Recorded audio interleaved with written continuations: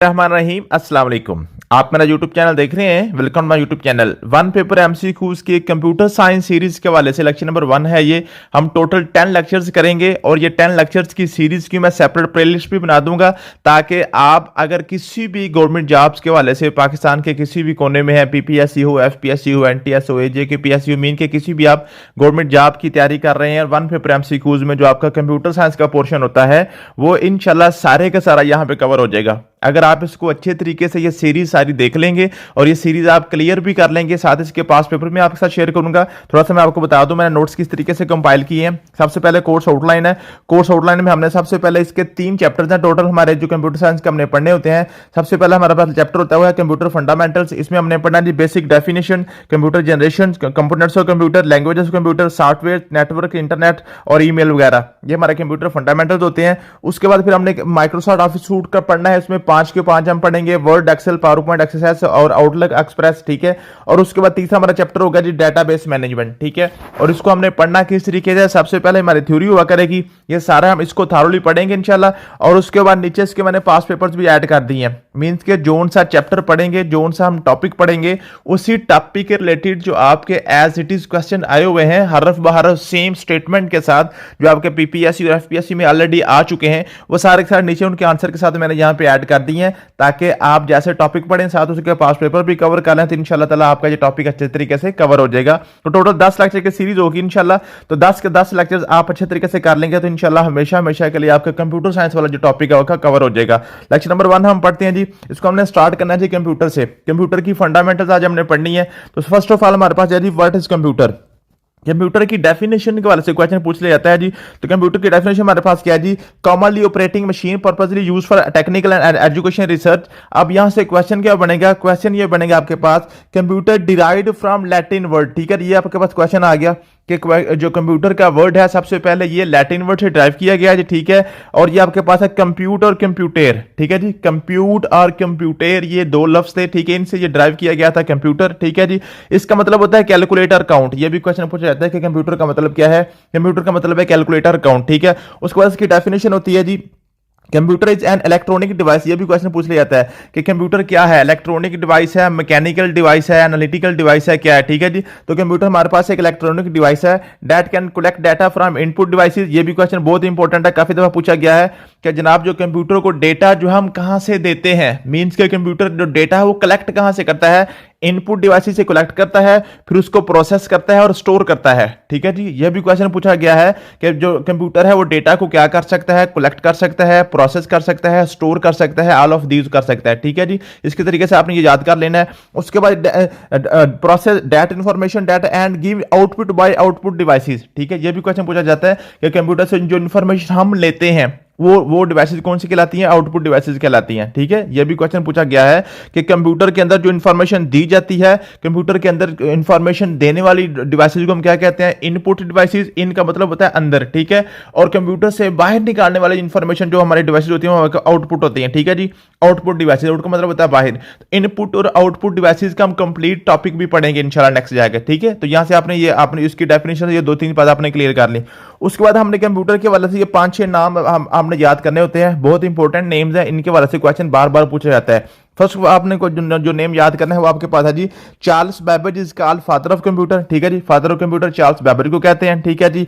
Elon Turing is called father of modern computer या computer science. ये भी question पूछा जाता है कि फादर ऑफ कंप्यूटर साइंस, ठीक है। अब देखें यहां पे आपने क्लियर कर लेना है, अगर पूछता है फादर ऑफ कंप्यूटर तो फिर चार्ल्स बेबेज है। अगर पूछता है फादर ऑफ कंप्यूटर साइंस फिर आपके पास एलन टर्निंग को बोलेंगे, ठीक। एलन ट्यूरिंग बोले या टर्निंग बोले, ये इसमें स्पेलिंग का कोई मसला नहीं है, ठीक है। और अगर बोले फादर ऑफ मॉडर्न कंप्यूटर फिर भी एलन ट्यूरिंग को ही कहेंगे, ठीक है जी। तो ये आपने इसको क्लियर कर लेना है। उसके बाद आपके पास है जी एंटासॉफ उसको हम कहते हैं जी ये फादर ऑफ डिजिटल कंप्यूटर है। इसको एंटासॉफ भी पढ़ सकते हैं, एंटासॉफ भी पढ़ सकते हैं। तो नेम की प्रोनाउंसिएशन का कोई हमारे साथ ताल्लुक नहीं है, ठीक है जी। तो ये आपने सिर्फ इसको याद करना है। तो एंटासॉफ पढ़ लें या एंटासॉफ पढ़ लें, ठीक है। तो ये इसको हम कहते हैं जी डिजिटल कंप्यूटर का फादर, ठीक है। उसके बाद आपको पता है जॉन वॉन न्यूमैन, इसको कहते हैं फादर ऑफ कंप्यूटर आर्किटेक्चर। ये सारे के सारे नेम्स ऐसे हैं जो बार बार पेपर में पूछे गए हैं, ठीक है जी। ये अभी नीचे मैं आपको दिखा दूं, ये आपके पास जो पास्ट पेपर्स हैं, अभी हम पास्ट पेपर्स पढ़ेंगे तो आपको नजर आ जाएगा ये जो अब हम नेम पढ़ रहे हैं ये कितनी दफा बार बार पूछे गए हैं, ठीक है जी। ये आपके पास आ गया जी कंप्यूटर आर्किटेक्चर। फिर उसके बाद father of personal computer Henry Edward Robert, ठीक है जी। ये भी क्वेश्चन पूछा गया है कि फादर ऑफ पर्सनल कंप्यूटर किसे कहते हैं, हेनरी एडवर्ड को, ठीक है जी। उसके बाद आपके पास आ गया जी फादर ऑफ माइक्रो प्रोसेसर। तो फादर ऑफ माइक्रो प्रोसेसर क्या था, मर्शियन एडवर्ड टेड हाफ, ठीक है जी। ये मर्शियन एडवर्ड टेड हाफ जो है ना, ये इसको हम कहते हैं फादर ऑफ माइक्रो प्रोसेसर। तो ये 5-6 नेम्स आपने याद करने हैं कंप्यूटर्स के हवाले से, ये समझ लें कि ये इंपॉर्टेंट आपके पास पर्सनैलिटीज हैं कंप्यूटर के हवाले से, ये क्वेश्चन पेपर में पूछे जाते हैं। उसके बाद कंप्यूटर हिस्ट्री की बात करते हैं जी। तो कंप्यूटर हिस्ट्री में सबसे पहले जो नाम आता है वो आपका आता है अबैकस का, अबैकस। अब अबैकस क्या है जी, कंप्यूटर की सबसे पहली जो मशीन जनाब जो इन्वेंट की गई थी, जो दरियाफ्त की गई थी, जो बनाई गई थी, वो चाइनीज ने बनाई थी 5000 साल पहले। ये क्वेश्चन पूछा जाता है, ठीक है जी। कंप्यूटर की फील्ड में सबसे पहली मशीन क्या थी, अबैकस। किसने बनाई थी, चाइना ने बनाई थी। कब बनाई थी, 5000 साल पहले, ठीक है जी। और ये थी just to perform simple addition and subtraction, ठीक है जी। ये सिंपल जमा और तफरीक जो था ना, इसके वाले से ये जनाब ये करती थी ये मशीन, ठीक है जी। जो हिसाब किताब करने के लिए, जमा तफरीक करने के लिए जनाब ये मशीन बनाई गई थी, ठीक है। अब चूंकि ये सिर्फ हिसाब किताब के लिए ही ये मशीन बनाई गई थी, इसलिए इसकी तरफ इतना किसी ने तवज्जो नहीं की, ठीक है जी। इसके वाले से इतनी कोई तवज्जो नहीं की 5000 साल पहले। लेकिन उसके बाद फिर जब बाज़ाब्ता उसके बाद इस पे काम शुरू हुआ, वो हमारे पास जी ब्लेज पास्कल ने जब जनाब 1642 में मैकेनिकल एडिंग मशीन उसने जनाब दरियाफ्त की थी जब, ठीक है जी। ये फ्रेंच मैथमेटिशियन था ब्लेज पास्कल। ये भी क्वेश्चन पूछा जाता है कि ब्लेज पास्कल जनाब कहां था, ये फ्रेंच था, ठीक है जी। इसने जनाब 1642 में सबसे पहला पास्कलाइन कैलकुलेटर जनाब इसने ईजाद किया। ये आपके पास जस्ट क्या थी, ये मशीन थी जिसमें सिंपल एडिशन और सब्ट्रैक्शन होती थी। लेकिन ब्लेज पास्कल का जो कैलकुलेटर था वो जनाब जरा तकसीम वगैरह भी सारे ऑपरेशन करना स्टार्ट हो गया था 1642 में। ये ऐसे ऐसे डेवलपमेंट हो रही है ऐसा कंप्यूटर की, ठीक है जी। उसके बाद आपके पास आ गया चार्ल्स बैबेज। अब चार्ल्स बैबेज ने बकायदा तौर पर कंप्यूटर का फिर यहां से इसने इन्वेंशन कर दी, इसको फादर ऑफ कंप्यूटर कहते हैं। इन 1882 में जनाब मैथमेटिशियन था चार्ल्स बैबेज, और ये यूके से था। ये भी क्वेश्चन पूछा जाता है कि चार्ल्स बैबेज कहां से आया, ये यूके से था, यूके से, ठीक है। ये इंपॉर्टेंट है, ठीक है। और ये चार्ल्स बैबेज ही सिर्फ कंप्यूटर की हिस्ट्री में नाम ऐसा है जो यूके से है, बाकी ऑलमोस्ट सारे जर्मनी से हैं या फ्रांस से हैं, ज्यादातर जर्मनी से ही हैं, ठीक है जी। Charles Babbage invented a different engine for mathematical calculation 1834 he developed an analytical engine that was automatic, ठीक है जी। एनालिटिकल इंजन जो था ना जी, ये जनाब इसने दरियाफ्त किया था। इस इंजन की वजह से इसको कहा गया था फादर ऑफ कंप्यूटर, ठीक है। ये ऑटोमेटिक था, ऑटोमेटिक एनालिटिकल इंजन जो था ना वो इसने दरियाफ्त किया था, यहां से इसको नाम रखा गया था इसका फादर ऑफ कंप्यूटर, ठीक है जी। तो ये चार्ल्स बैबेज के वजह से ये 1791 में पैदा हुआ, 1871 में ये जनाब ये मर गया था, ठीक है। उसके बाद क्लासेस। अब क्लासेस को मैंने बड़ा ये रेड लाइट किया हुआ है, ठीक है जी। इसको थोड़ा सा इंपॉर्टेंट किया हुआ है क्योंकि यहां से जो कंप्यूटर है ना, कंप्यूटर की बेसिकली रेवोल्यूशन यहां से स्टार्ट हो गया था, क्लासेस। इससे पीछे जितनी भी कंप्यूटर की मशीनें थी ना, ये सारी जमा तफरीक हिसाब किताब के लिए इसके यूज के तौर पर इस्तेमाल हो रही थी, ठीक है। अब जो क्लासेस था ना, क्लासेस से आगे फिर दुनिया यकदम जनाब कंप्यूटर की तरफ आई थी कि जनाब ये तो बहुत बड़ी इन्वेंशन है। अब क्लासेस से पहले तक लोगों को पता ही नहीं था कि कंप्यूटर जनाब ये कैसे दुनिया को कंट्रोल कर सकता है। अब क्लासेस ने दुनिया को कैसे कंट्रोल किया। क्लासेस जाती टॉमी फ्लार जनाब ये यूके से था, ठीक है जी। Tommy Flowers invented the first large scale electronic computer, ठीक है जी। इसने सबसे पहला इलेक्ट्रॉनिक कंप्यूटर दरियाफ्त किया था। और ये किस वजह से किया था, इस वक्त जनाब ये आपके पास वर्ल्ड वार 2 चल रही थी, वर्ल्ड वार 2, ठीक है। वर्ल्ड वार 2 में क्या था कि जनाब हिटलर जो जर्मनी से था ना, जर्मनी ने ऑलमोस्ट सारे के सारा यूरोप के ऊपर ऑलमोस्ट कब्जा कर चुका था। सिर्फ एक यूरोप का मुल्क था यूके जिसके ऊपर कब्जा होना बाकी था। लेकिन यूरोप के जो यूके था ना, यूके के ऊपर भी जनाब जो हिटलर था उसकी फौजें जो थी वो जनाब आस्ता आस्ता काबू पा रही थी। इसके मुख्तलिफ शहरों के ऊपर हमले जारी थे और ये जनाब उन हमलों को रोकने में नाकाम थे। और वो जो हमले थे ना जी, किस शहर पे कब हमला करना है, किस शहर पे कब हमला करना है, कैसे हमला करना है, वो जो हिटलर का पैगाम होता था ना, जो हिटलर का पैगाम था, हिटलर का पैगाम जनाब आता था एक मशीन के जरिए, कोडिंग के जरिए, मीन्स कि उसको साइफर के जरिए, जिसको हम साइफर कहते हैं, ठीक है जी। साइफर का आपको पता ही है कि जो जनाब जो रूलर्स जो बादशाह होते हैं, जो हुक्मरान होते हैं, वो अपने पैगाम को पहुंचाने के लिए, उसकी सीक्रेसी को बहाल रखने के लिए एक कोड वर्ड यूज करते हैं, ठीक है जी, कोडिंग की जुबान यूज करते हैं ताकि वो आम लोग उसको नहीं पढ़ सकते, ठीक है। उस जुबान में अपना वो जनाब अपना क्या करता था, अपना पैगाम भेजता था अपनी फौज को, अपनी जो उसकी एयरफोर्स थी, ठीक है जी, एयरफोर्स को वो पैगाम भेजता था कि जनाब अब आपने किस वक्त कब जनाब यूके के कौन से शहर के ऊपर हमला करना है, ठीक है। अब वो जो साइफर था ना, जो खुफिया पैगाम था, उस खुफिया पैगाम का तोड़ निकालने के लिए, मीन्स के उस खुफिया पैगाम को पढ़ने के लिए एक मशीन दरियाफ्त की थी टॉमी फ्लेयर ने, ठीक है जी। टॉमी फ्लेयर ने लार्ज स्केल इलेक्ट्रॉनिक कंप्यूटर, ठीक है जी, ये जनाब हुई थी ऑपरेशन 1944 में at Britain war time code breaking headquarter at Bletchley Park, ठीक है जी। तो war time code breaking means के जो कोड लगाया होता था हिटलर ने अपने खत के ऊपर या अपने मैसेज के ऊपर, उसको ब्रेक करके और ये मशीन जनाब वो पढ़ लेती थी और जनाब बरतानिया की फौज को पता चल जाता था कि जनाब कब किस वक्त जनाब हमारे किस शहर के ऊपर हमला होना है। ये जनाब उस हिटलर साहब के जनाब फौज के आने से पहले ये वहां पे तैयार होते थे, घात लगा के बैठे होते थे। वो जनाब हिटलर की फौज जो थी वो वहां पे जाल में फंस जाती थी और ये जनाब उसको फिर शिकस्त होना शुरू हो गई। तो हिटलर यहां से जनाब भाग गया था और यूके जनाब तबाही से बच गया था। यूके जनाब वो फिर वो जो जर्मनी ने यूके के ऊपर कब्जा नहीं किया था। तो जब जब दुनिया को यह पता चला कि जनाब ये जो मशीन है इसने इतना बड़ा काम कर दिया है कि जो लोगों को क्या कर दिया, यूके को डिस्ट्रॉय होने से बचा लिया, यूके के पर कब्जा होने से बचा लिया। तो फिर दुनिया जनाब बाकी थी कि जनाब अब हमें भी इसके ऊपर काम करना चाहिए। अब इसके बाद जब 1944 के बाद जनाब ये फिर स्टार्ट हो गया काम, ठीक है। अब यहां से फिर रेवोल्यूशन स्टार्ट हो जाएगी। अब ये यहां से फिर रेवोल्यूशन स्टार्ट हो जाएगी क्लासेस के बाद। फर्स्ट जनरल पर्पज पर कंप्यूटर आ गया, ठीक है जी। फर्स्ट जनरल पर्पज कंप्यूटर जो आपके पास आता, the first general purpose computer was ENIAC, ENIAC इसको बोलते हैं। इसकी एब्रिविएशन पूछी जाती है electronic numerical integrator air computer, ठीक है जी, developed by John Presper Eckert, ठीक है जी। ये आपके पास इनका क्वेश्चन पूछा जाएगा कि आपके पास जो फर्स्ट जनरल पर्पज कंप्यूटर जो था ना, कब बनाया गया था। ये जनाब 1946 में ऑपरेशनल हुआ था, 1945 में बना था, कंप्लीट हो गया था, लेकिन इसकी जो डेट पूछी जाएगी वो 1946 वाली ही पूछी जाएगी, ठीक है। और इसका इन्वेंटर पूछा जाएगा, ठीक है जी। ये आपके पास है university of Pennsylvania, university of Pennsylvania में जनाब ये बना था, ठीक है जी। जॉन मुकली और आपके पास जॉन प्रॉस्पर एकर्ट, ठीक है, इन्होंने बनाया था पहला फर्स्ट जनरल पर्पस कंप्यूटर। ये भी क्वेश्चन बार बार पूछा गया है, ठीक है जी। उसके बाद फिर आपके पास आएगा जी एंटासाफ एंड बेरी कंप्यूटर, इसको स्पेशल पर्पस कंप्यूटर भी कहते हैं, ठीक है जी। स्पेशल पर्पस कंप्यूटर किसने बनाया था, एंटासाफ एंड बेरी कंप्यूटर, ठीक है जी।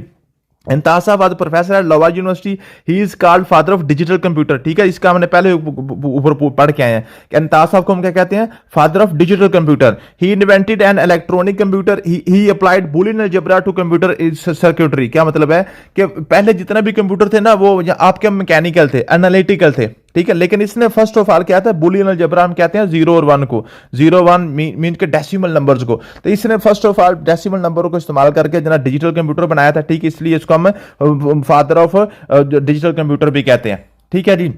बैरी वाज को फाउंडर, बैरी जनाब एंतासाफ का को फाउंडर था। Also known as ABC, Atanasoff and Berry computer. ABC का जनाब ये एब्रीविएशन भी पूछी जाती है पेपर में कि ABC stands for Atanasoff and Berry computer. ये भी क्वेश्चन पूछा जाता है बार बार, ठीक है जी। उसके बाद आपके पास आ गया थी first program store computer. First program store computer को क्या कहते हैं जी, उसको हम कहते हैं मैरूसी वाइक्स, ठीक है जी। मैरूसी वाइक्स ने जनाब इन्वेंटेड एडसैक भी उसको बोलते हैं, EDSAC भी बोलते हैं, ठीक है जी। The electronic delay storage automatic calculator, इसकी एब्रीविएशन पूछी जाती है, ठीक है जी। First program store computer, it's concept was given by John von Neumann from Germany, ये जर्मनी था, जॉन वन न्यूमैन।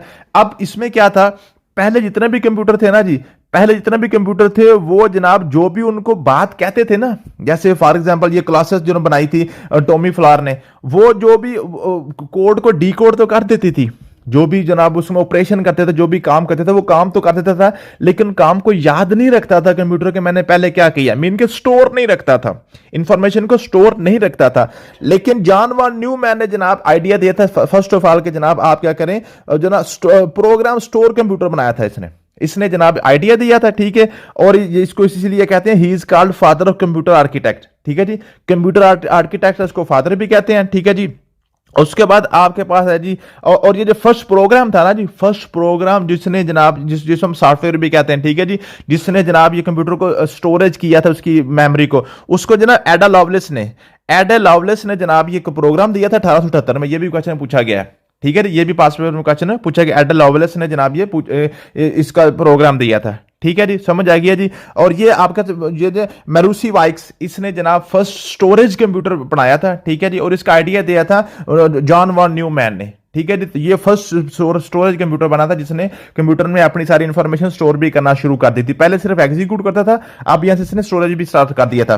फिर उसका बाद universal Turing machine, universal Turing machine, Alan Turing father of the modern digital computer invented universal Turing machine, ठीक है जी, समझ आ गया जी, clear होगी बात। उसके बाद आपके पास आ गया जी ये मार्क 1 कंप्यूटर, ये भी क्वेश्चन पूछा जाता है। It is also known as automatic sequence control calculator, it was first fully automatic calculating machine, it was designed by Harvard Aiken of Harvard university, it was very reliable but huge in size. तो ये जनाब सबसे पहला बाकायदा आपके पास जो mark 1 computer था ना, फर्स्ट आपका ऑटोमेटिक सीक्वेंस कंट्रोल कंप्यूटर जनाब यहां से बन गया था मार्क 1, ठीक है। तो इस वक्त जो हमारे इस वक्त इस्तेमाल में कंप्यूटर मॉडर्न कंप्यूटर हैं, उनमें से सबसे पुराना जो सबसे पहले जो बना था उसको हम कहते हैं मार्क 1 कंप्यूटर। 1937 से 1944 तक ये कंप्यूटर चलता रहा है और इसका काफी ज्यादा बड़ा साइज था।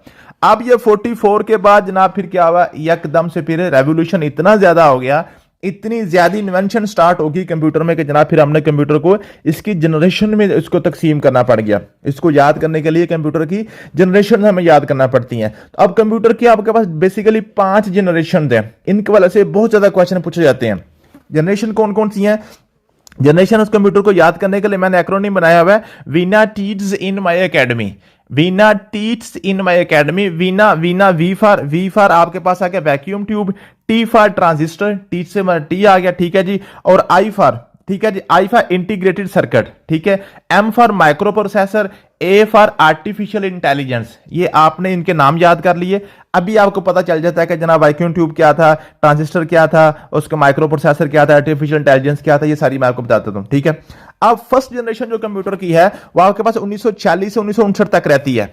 इसकी डेट भी आपने याद करनी, ड्यूरेशन भी लाजमी आपने याद करना है कि फर्स्ट जनरेशन कंप्यूटर आप जनाब 1946 से लेकर 1959 तक वाले कंप्यूटर्स को हम फर्स्ट जनरेशन कंप्यूटर मानते हैं, ठीक है जी। इसमें जनाब जो टेक्नोलॉजी यूज हुई थी वो वैक्यूम ट्यूब्स इस्तेमाल हुई थी, डायोड्स जिसको हम गेट्स भी कहते हैं, गेट भी कहते हैं ना, AND gate, NAND gate, NOR gate, NOT gate. Physics वालों, ये केमिस्ट्री वालों, ये मैथ वालों को पता है, जो लोग जिन्होंने साइंस पढ़ी है, ठीक है जी। तो ये यहाँ पे डाई का मतलब होता है 2, ओड्स का मतलब होता है टर्मिनल। तो 2 टर्मिनल्स आपने जो ना वैक्यूम ट्यूब्स यहां पे इस्तेमाल की थी। डाई का मतलब होता है 2, तो 2 टर्मिनल वाले जो आपने गेट इस्तेमाल किए गए थे पहले कंप्यूटर में, इसकी टेक्नोलॉजी थी वैक्यूम ट्यूब की। यहां से क्वेश्चन आपने यही पूछा जाएगा कि फर्स्ट जनरेशन कंप्यूटर की टेक्नोलॉजी कौन सी थी? वैक्यूम ट्यूब की, ठीक है जी, वीना वी फॉर वैक्यूम, ठीक है जी। और ये लार्ज साइज थे, ये जो पहले जनरेशन थी बहुत बड़े, पूरे कमरे जितना कंप्यूटर होता था, ठीक है जी। इसमें मशीन लैंग्वेज यूज हुई थी और ये स्लो कंप्यूटर थे, इनकी जो एफिशिएंसी थी, जो स्पीड थी, बहुत स्लो थी, ठीक है। यही क्वेश्चन 3-4 पूछे जाते हैं कि फर्स्ट जनरेशन कंप्यूटर जनाब उनकी ड्यूरेशन पूछी जाती है 1946 से 1959 तक। इसमें जनाब टेक्नोलॉजी कौन सी यूज हुई थी? वैक्यूम ट्यूब यूज हुई थी, ठीक है जी। और उसके बाद इसका साइज सबसे बड़ा था, मशीन लैंग्वेज इसमें यूज हुई थी, और स्लो कंप्यूटर उसको हम कहते हैं, ठीक है। जैसे जैसे हमारी जनरेशन आगे को बढ़ेंगी ना जी, फर्स्ट से सेकंड, थर्ड, फोर्थ, फिफ्थ, इनका साइज कम होता जाएगा और स्पीड इनकी बढ़ती जाएगी, ठीक है। इनका साइज कम होता जाएगा और स्पीड जनाब बढ़ती जाएगी हमारे कंप्यूटर्स की, जैसे जैसे जनरेशन को हम आगे की तरफ लेके चलेंगे, ठीक है जी। अब ये आपके पास थे। अब इसमें जनाब फर्स्ट जनरेशन कंप्यूटर में आपके पास ENIAC इसकी आपने जो ना ENIAC भी इसको बोलते हैं, ठीक है जी, ENIAC भी इसको बोलते हैं। तो इसकी आपने एब्रिविएशन याद करनी है, electronic numerical integrator air computer, ठीक है। यूनिवैक यूनिवर्सल ऑटोमेटिक कंप्यूटर, ठीक है। ये दोनों कंप्यूटर जनाब आपके फर्स्ट जनरेशन कंप्यूटर होते हैं, ठीक है। अब फर्स्ट जनरेशन कंप्यूटर में आपके पास मशीन लैंग्वेज इस्तेमाल की गई थी। अब मशीन लैंग्वेज क्या होती है? मशीन लैंग्वेज होती है कंप्यूटर की लैंग्वेज, इसको मुश्किल लैंग्वेज भी कहते हैं। ये सिर्फ 0 और 1 पे जनाब होती है, मुश्तमिल होती है 0 और 1 पे, बाइनरी नंबर वाली लैंग्वेज।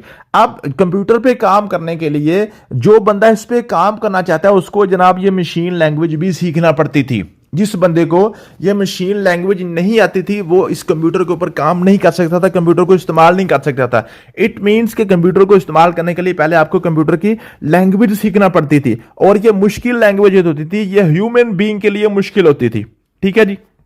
अब इस मसले को हल करने के लिए जनाब सेकंड जनरेशन कंप्यूटर बनाए गए। ये 1959 से 1965 तक रहे हैं, ठीक है जी।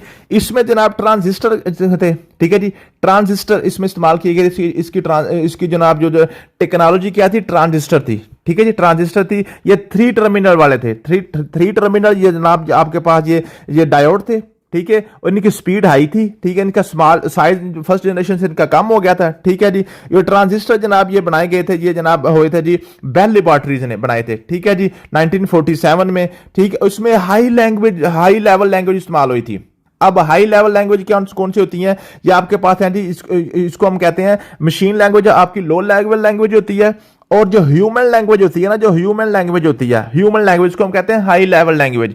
मींस के जो हमारी अपनी जुबान है, इंग्लिश इसको बोलते हैं, जो इंसान के करीब होती है, वो हाई लेवल लैंग्वेज होती है। मींस के अब इस कंप्यूटर के ऊपर जिस बंदे को इंग्लिश आती है, वो इंग्लिश में लिख के भी कंप्यूटर से सारा काम कर सकता है। और इसमें फोर्टान और कोबोल जनाब जो लैंग्वेज थी वो यहां पे इस्तेमाल हुई थी। अब यहां पे मसला ये हुआ था, जो कंप्यूटर है ना, कंप्यूटर तो सिर्फ मशीन लैंग्वेज को समझता है। कंप्यूटर सिर्फ मशीन लैंग्वेज, अब आज भी कंप्यूटर सिर्फ मशीन लैंग्वेज को ही समझता है। वो इंग्लिश, अरबी, उर्दू वगैरह को नहीं समझता। उसने सिर्फ मशीन लैंग्वेज मीन के लो लेवल लैंग्वेज को 0 और 1 वाली को ही समझना है, ठीक है। अब चूंकि ये जो कंप्यूटर सेकंड जनरेशन थे, इनको उन्होंने ह्यूमन फ्रेंडली बनाया था, इंसानों की जनाब आसानी के लिए बनाया था कि जो इंसान है उसको मशीन लैंग्वेज ना सीखना पड़े, बल्कि वो इंग्लिश में ही काम कर ले। अब चूंकि जो कंप्यूटर है वो सिर्फ बाइनरी नंबर को समझता है, इंसान जो है वो इंग्लिश को समझता है। अब इन दोनों के दरमियान क्या किया था, एक जनाब ट्रांसलेटर लगाया गया था, लैंग्वेज ट्रांसलेटर होना जरूरी था कि इंसान इंग्लिश बोले। वो जो ट्रांसलेटर था वो जो कंप्यूटर को बताया बाइनरी लैंग्वेज में, और जो कंप्यूटर उसको आंसर देता है वो उसको ट्रांसलेट करके इंसान को बताता है इंग्लिश में, ठीक है जी। अब ये जो ना आपके पास computer can understand only low level language, so the convert high level language to low level control Grace Hopper invented compiler and interpreter. अब जो ग्रास हॉपर, यहां पे क्वेश्चन बहुत इंपॉर्टेंट है कि जनाब चूंकि सेकंड जनरेशन में जो कंप्यूटर थे वो हाई लेवल लैंग्वेज पे इस्तेमाल हम कर सकते थे, लेकिन कंप्यूटर चूंकि वो लो लेवल ही समझता है, तो इंसान और कंप्यूटर के दरमियान जो इंग्लिश जो लैंग्वेज का ट्रांसलेटर था ना, वो था जनाब उसने दरियाफ्त किया था ग्रास हॉपर ने जनाब कंपाइलर और इंटरप्रेटर दरियाफ्त किए थे, इन्वेंट किए थे। अब कंपाइलर और इंटरप्रेटर में क्या फर्क है, कंपाइलर और इंटरप्रेटर दोनों एक ही काम करते हैं जनाब, हाई लेवल लैंग्वेज को लो लेवल लैंग्वेज में कन्वर्ट करते हैं, ताकि कंप्यूटर को पता चले कि जनाब इंसान क्या कह रहा है, कि जमा करे, तकसीम करें, तफरीक, जो भी कह रहा है उसने उसके मुताबिक एग्जीक्यूट करना है, ठीक है। लेकिन क्या था इसमें आपके पास था जी इंटरप्रेटर, जो था ना जी, इंटरप्रेटर जो भी उसको फर्क वाला पैराग्राफ देते हैं ना, तो इंटरप्रेटर क्या करता था, उसको लफ्जी तर्जमा करता है।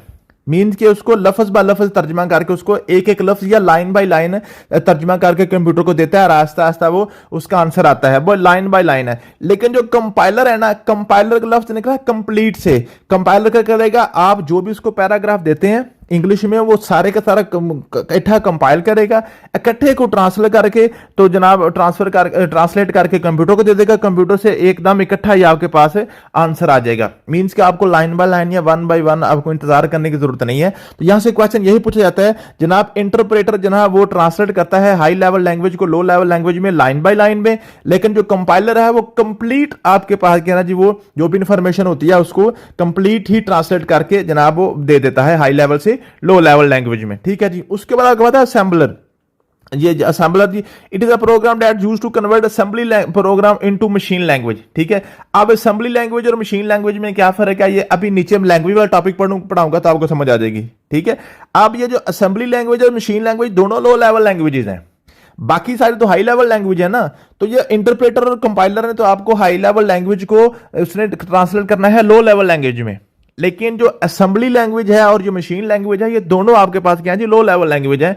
तो जो लो लेवल को लो लेवल में ही करता है, मीन के असेंबली जो ना थोड़ी सी हाई है, समझ लें मशीन से थोड़ी सी ऊपर है, लेकिन ये कैटेगरी ये भी लो लेवल की है। तो लो को ही मजीद लो करने के लिए असेंबलर यूज होता है, बाकी जो ना हाई से लो में आपके करने के लिए इंटरप्रेटर और कंपाइलर यूज होते थे। और ये ग्रास हॉपर ने इनको इन्वेंट किया था, इसको बनाया था, ठीक है। तो ये आपने इनका नाम इसमें काफी अच्छा, इसको आपने याद कर लेना।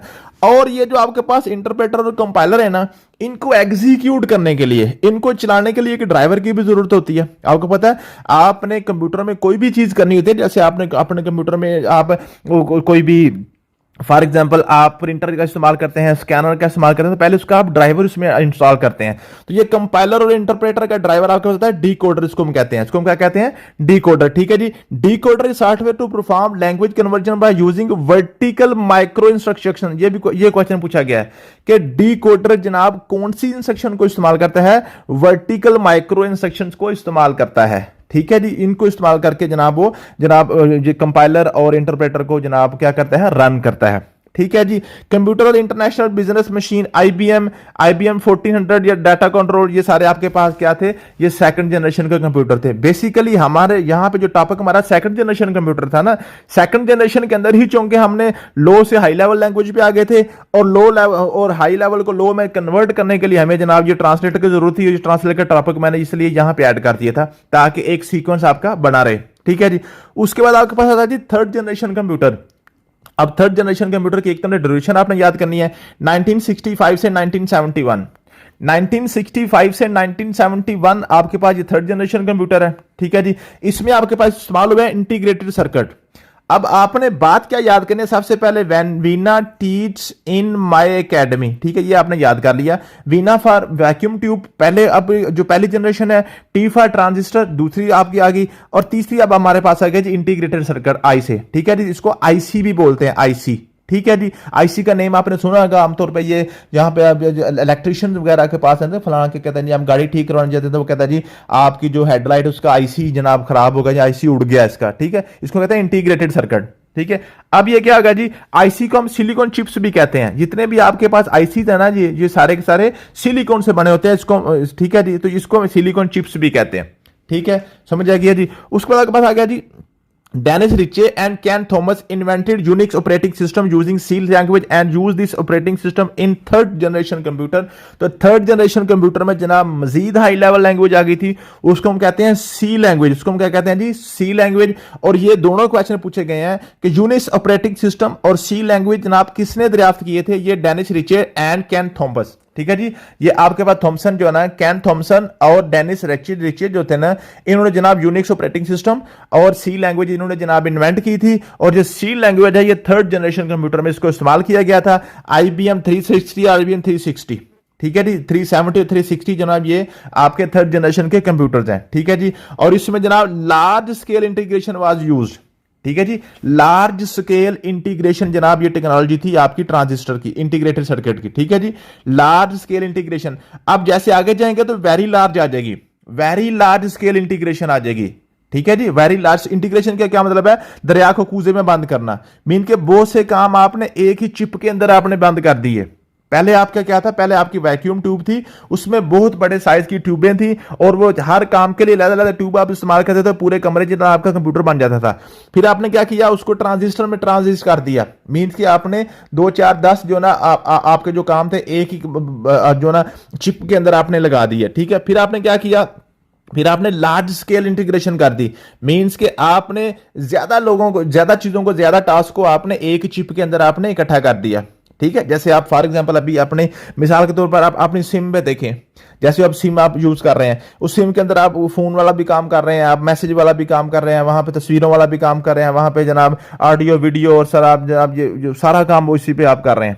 ठीक है, तो एक ही चिप के अंदर ज्यादा काम इंस्टॉल कर दिए गए। ठीक है, लेकिन फोर्थ में क्या होगा, वेरी लार्ज हो जाएगा। ठीक है, और फिफ्थ में क्या होगा, अल्ट्रा लार्ज हो जाएगा। Ultra large scale integration means के अब क्या कर रहे हैं, आहिस्ता आहिस्ता क्या कर रहे हैं, ज्यादा काम एक चिप के अंदर डाल रहे हैं। मींस के उसका साइज कम कर रहे हैं, कंप्यूटर का साइज आहिस्ता आहिस्ता कम होता जाएगा और उसकी स्पीड बढ़ती जाएगी। ठीक है, तो ये आपके पास फोर्थ में आएगा माइक्रो प्रोसेसर। ठीक है जी, और उसके बाद आपके पास ये father of microprocessor mention Edward Ted Hoff, मैंने ऊपर भी आपको बता दिया। ठीक है जी, समझ आ गया जी। और फिफ्थ जनरेशन में आपके पास एक आर्टिफिशियल इंटेलिजेंस आ गई। ठीक है जी, सीक्वेंशियल पैरेलल प्रोसेसिंग इसको कहते हैं। ये भी क्वेश्चन पूछा गया है कि जो आर्टिफिशियल इंटेलिजेंस है उसको सीक्वेंशियल पैरेलल प्रोसेसिंग है। ठीक है, या वो पूछता है फिफ्थ जनरेशन में कौन सी टेक्नोलॉजी यूज हुई है, वो सीक्वेंशियल पैरेलल प्रोसेसिंग है। ठीक है, उसको हम आर्टिफिशियल इंटेलिजेंस भी कहते हैं। और ये ultra large scale integrated circuits में यूज हुए थे।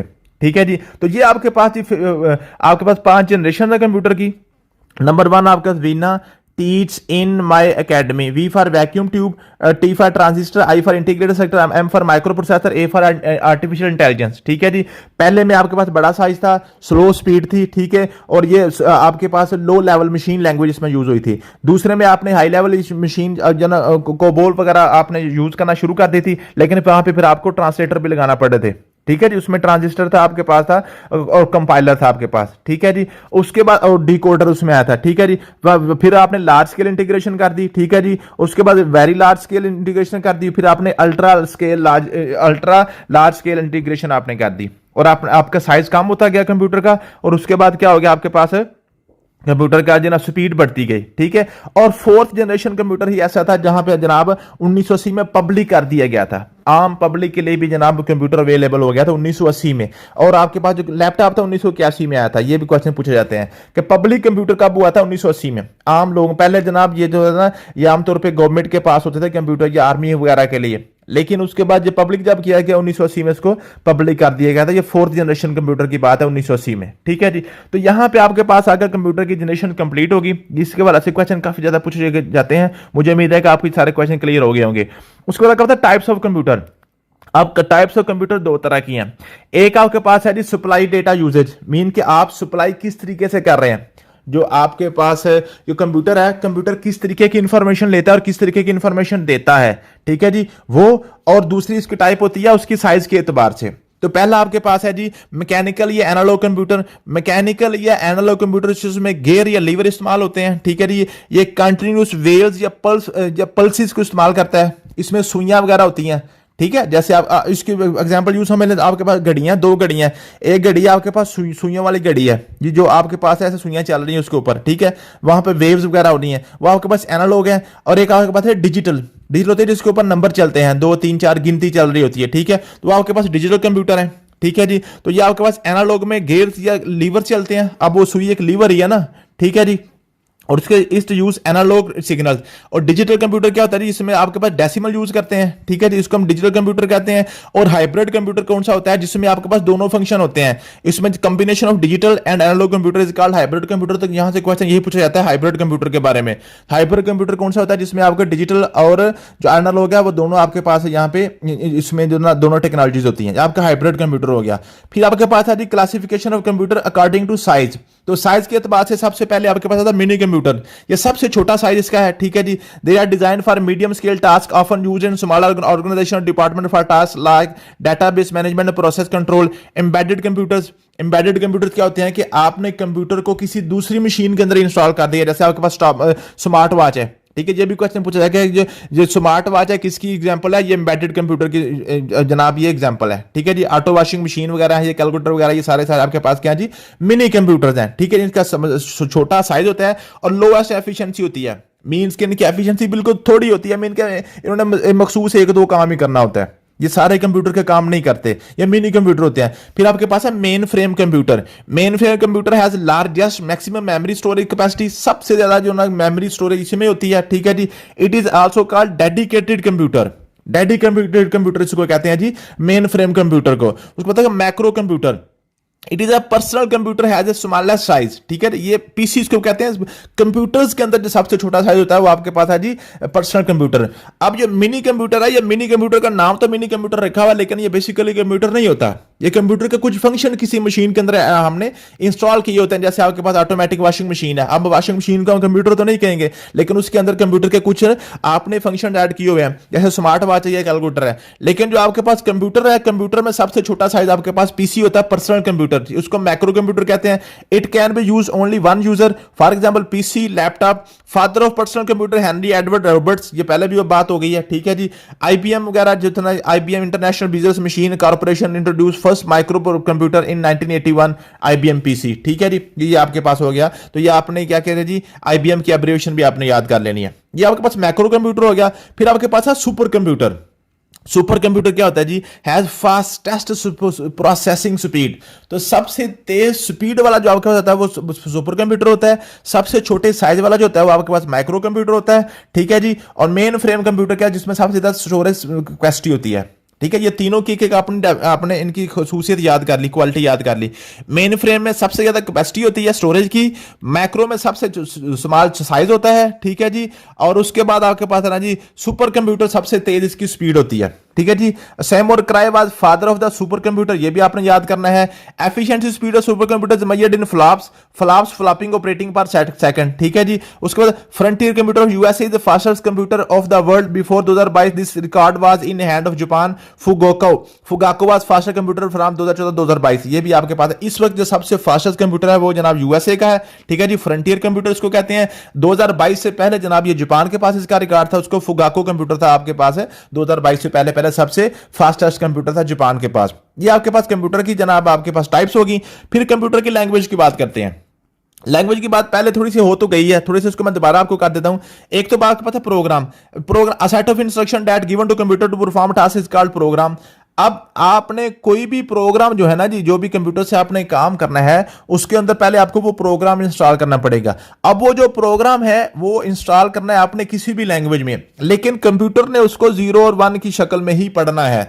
और ये 0 और 1 की शक्ल होती है, उसको हम कहते हैं जी लो लेवल लैंग्वेज, इसको हम कहते हैं लो लेवल लैंग्वेज या इसको मशीन लैंग्वेज भी कहते हैं। और जो आपके पास जो इंग्लिश उर्दू वगैरह जो हमारी अपनी जुबानें हैं, इंसानों की जुबानें हैं, उसको हम कहते हैं हाई लेवल लैंग्वेज, इसको हम कहते हैं ह्यूमन लैंग्वेज। और लो लेवल को कहते हैं मशीन लैंग्वेज, ठीक है जी। अब हाई लेवल लैंग्वेज क्या है जी? A type of language that is close to human and far from computer is called high level language. ये आपको बात पहले हो गई कि हाई लेवल लैंग्वेज वो होती है जो इंसानों के करीब होती है लेकिन कंप्यूटर से बहुत दूर होती है, इसको हम कहते हैं हाई लेवल लैंग्वेज, ठीक है जी। ग्रास हॉपर जनाब ये first high level language compilation ने इन्वेंट किया था, ये पहले भी बात हो गई है, ठीक है जी।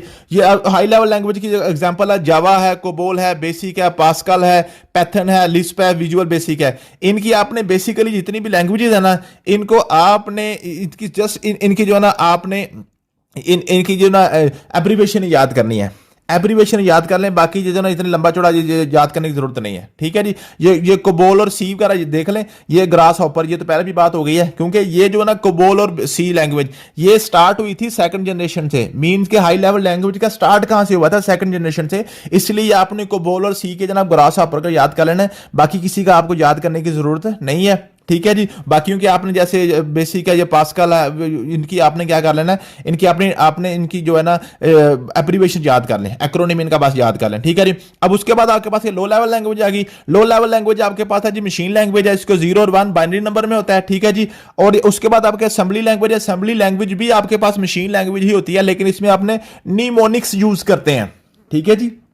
आपने 0 और 1 के निमोनिक्स मीन कैसे 0001 1101 ऐसे मीन के आपने 0 और 1 को ही इस्तेमाल करते हुए बड़े बड़े नंबर्स लिख के निमोनिक्स बना के आप इस्तेमाल करते हैं। तो बेसिकली ये भी एक असेंबली लैंग्वेज भी आपके पास क्या होता है जी, असेंबली लैंग्वेज भी बेसिकली आपके पास लो लेवल लैंग्वेज ही होती है, लेकिन ये असल मशीन लैंग्वेज नहीं होती, असल मशीन लैंग्वेज के करीब तरीन होती है। लेकिन इसको भी कंप्यूटर नहीं पढ़ सकता, कंप्यूटर को पढ़ने के लिए इसके लिए भी हमें असेंबलर लगाना पड़ता है, ठीक है जी। तो ये आपके पास होगा जी कंप्यूटर की कुछ हिस्ट्री थी, कंप्यूटर की टाइप्स थी, कंप्यूटर की जनरेशंस थी, ठीक है जी। ये सारी की सारी थी, मुझे उम्मीद है कि आपको इसकी समझ आ गई होगी।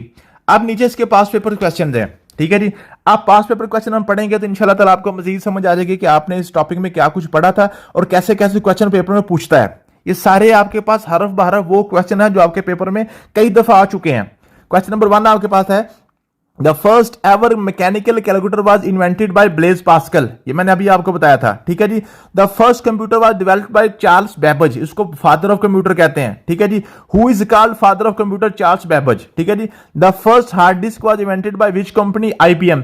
अब देखें कुछ क्वेश्चन आपके पास पेपर में ऐसे होंगे जो इस हिस्ट्री में या इस स्टोरी में फिट नहीं होते, ठीक है। हमने इसको याद करना है एक स्टोरी की तरह, ठीक है जी। हमने सबसे पहले डेफिनेशन याद कर ली, फिर इसके इंपॉर्टेंट नेम्स याद कर ले, फिर इसकी हिस्ट्री हमने याद कर ली, फिर हमने इसकी जनरेशन याद कर ली, फिर इसके हमने टाइप्स याद कर ली, फिर इसके हमने लैंग्वेज याद कर ली।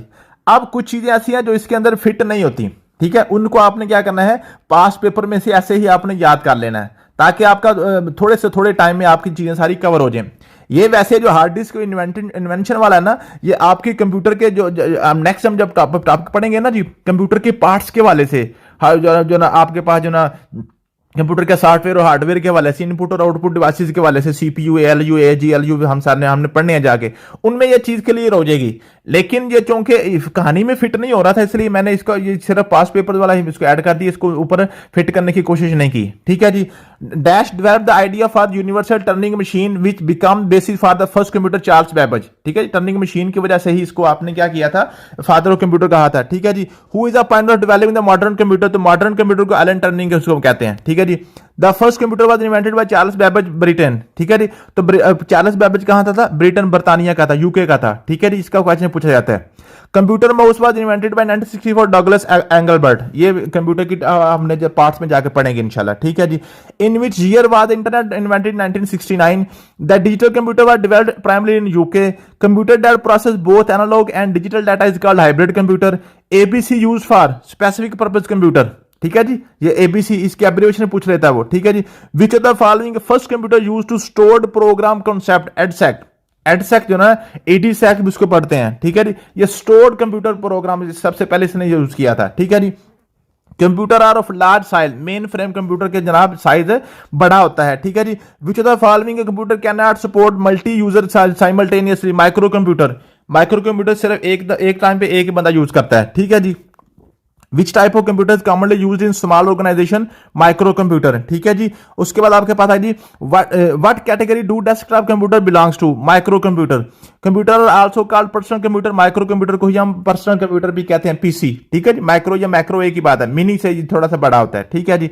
उसके बाद आपके पास आ गया जी what is meant by dedicated computer which is assigned one and only task? ठीक है। ये इसको हम डेडिकेटेड कंप्यूटर कहते हैं। ठीक है। जो सिर्फ एक ही टास्क को जनाब क्या करता है, परफॉर्म करता है। What is the main difference between mainframe and supercomputer? ठीक है। ये इनके डिफरेंस लिखा हुआ है। Cray T90 is an example of super computer. ठीक, सुपर कंप्यूटर की ये एग्जांपल है। ठीक है। Analog computer works on the supply of continuous electrical pulses. ठीक है। जब मैं ऊपर बात हो गई थी लेक्चर में। ठीक है। Hybrid computer is digital and analogue, दोनों ये काम करता है। ठीक है जी। Which of the following is the most powerful computer? Super computer सबसे पावरफुल होता है, इसकी स्पीड सबसे ज्यादा होती है। ठीक है जी। In medical field computer are used in laboratories, patient scanning, monitoring and pharmacy वगैरह। ठीक है जी। All modern computers operates on data, ये डेटा के ऊपर ही जनाब होता है। Vacuum tubes pretends to generation of computer, तो वैक्यूम ट्यूब जनाब फर्स्ट जनरेशन में इस्तेमाल हुई थी। Which generation computer use transistor? Transistor second में आए थे। ठीक है जी। In electronics devices vacuum tubes are replaced by transistor. Vacuum tube को किसने रिप्लेस किया था? ट्रांजिस्टर ने रिप्लेस किया था। Integrated circuits are used in generation of the computer, ये थर्ड जनरेशन में आपके इंटीग्रेटेड सर्किट यूज हुए थे। IC stands for integrated circuits. Integrated circuits chips use in computer are made of silicon, ये silicon की बनी होती हैं। ठीक है जी।